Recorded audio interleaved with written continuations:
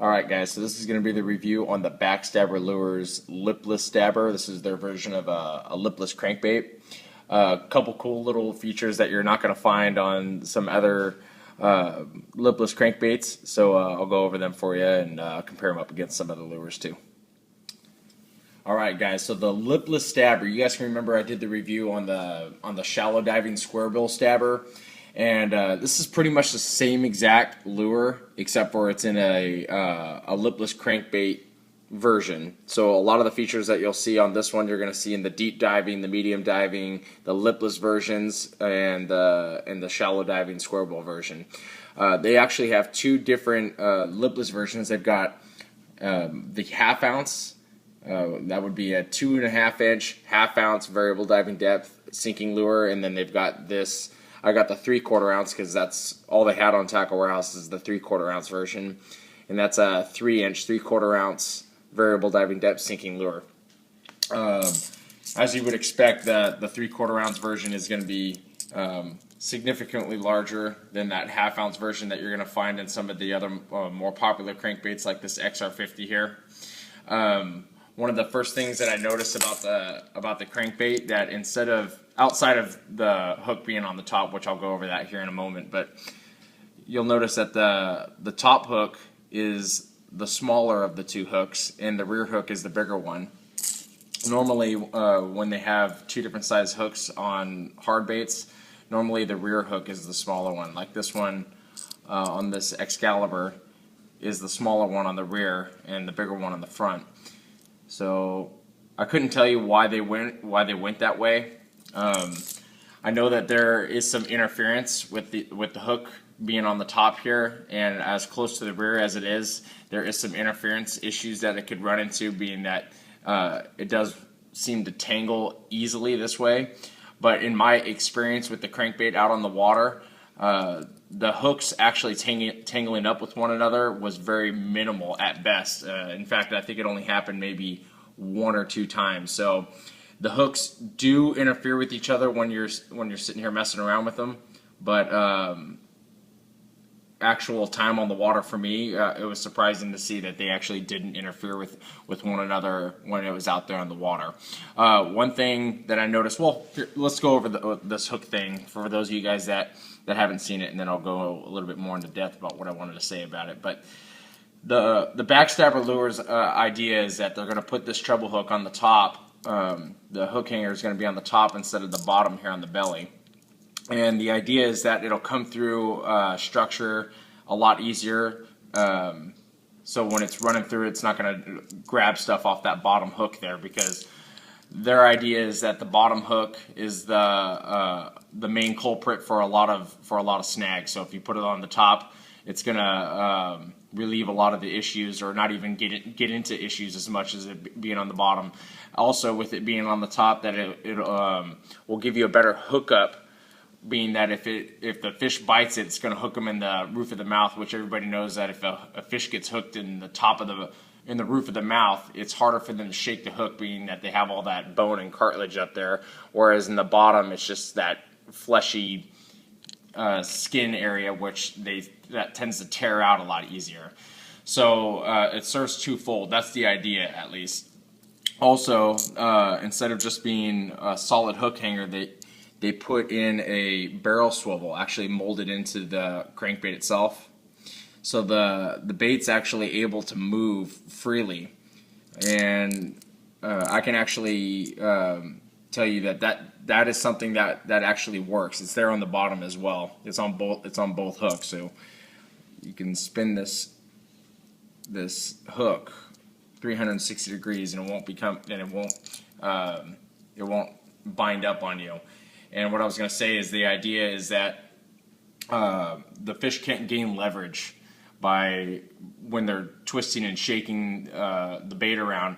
By letting that hook move freely, it's kind of just the same idea behind having split rings. By having a split ring, the bait is kind of a little bit more free from the hook, so they can move a lot easier. And having that barrel swivel just increases increases the mobility of the hook and makes it a lot more free from the bait, and that way they can't gain leverage to shake the hook.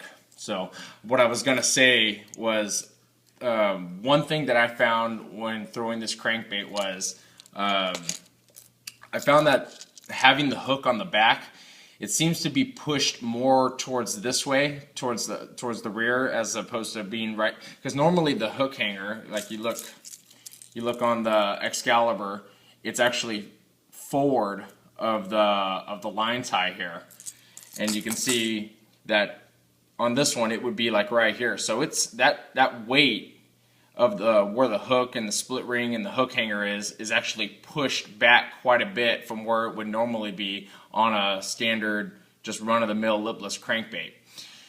And what I found is that weight of the hook seems to hinder the bait in the water when you're trying to burn it, because what happens is when you're burning the crankbait at a normal moderate to slow retrieve, it seems to do just fine. In fact, the bait has great vibration on a slow to medium retrieve, but when you do it on a fast retrieve, this thing just it goes sideways and it surfaces completely.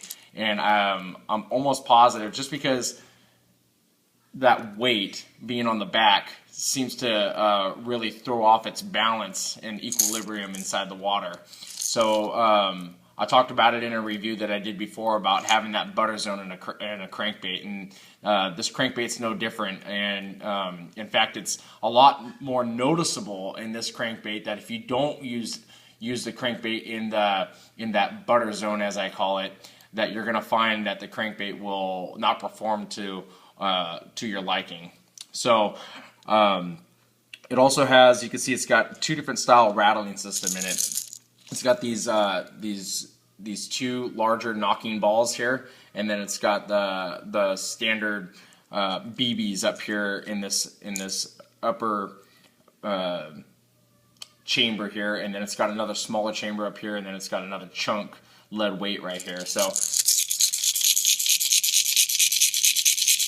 the bait's got pretty good sound. Here's that XR50.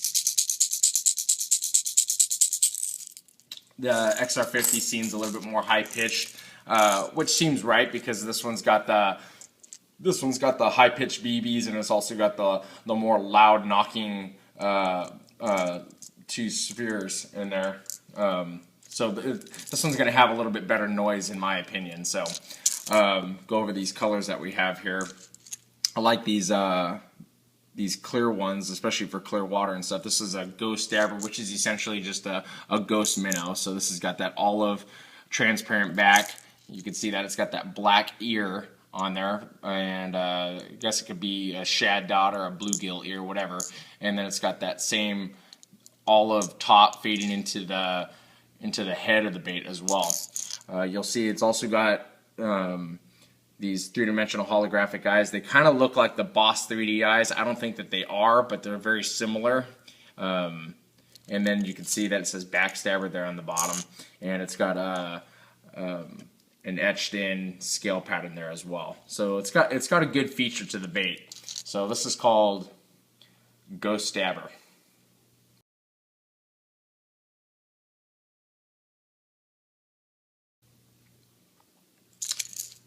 This next one, which is one of my favorite colors in a lipless crankbait, is called Citrus Sexy Stabber, which is just a citrus shad essentially, and it's got this royal blue back, a lime green upper third there on the profile of the bait, and then it's got that chartreuse line and a lime green or a chartreuse belly with. It's got a little bit of orange on there as well. This one actually has a red eye, where this one has just a silver one. So this is just called Citrus Sexy Stabber.